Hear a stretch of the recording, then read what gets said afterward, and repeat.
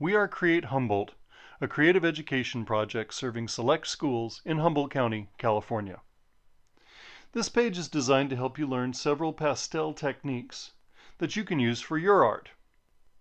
You'll notice in this first example, I'm making a richer version of green by combining a dark green with a light green. Anytime you can, try to add 2, 3, or 4 colors together to make a richer, more interesting color. This color is made from dark green, light green, and yellow. For this second technique, we're going to make green, but we're not going to use a green pastel. You'll notice I'm starting with a blue pastel here, laying down a base coat of that color. And now, just like with paint, when I apply the yellow pastel, the two pigments combine to create green. Sometimes that's more interesting than using the green pastel by itself.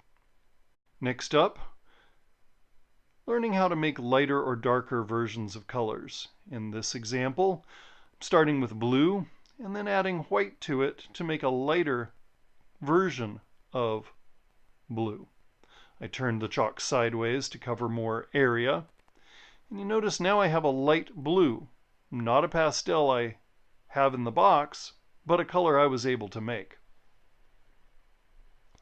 Similarly, we can make darker versions of a color. This red isn't very dark, but by applying a layer of black, I'm making what's called a shade.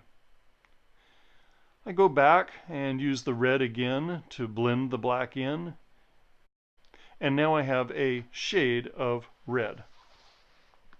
So here we have 4 techniques: creating richer colors by blending them together, creating secondary colors by blending together 2 primary colors, creating tints by adding white with a color, and creating shades by adding black to a color.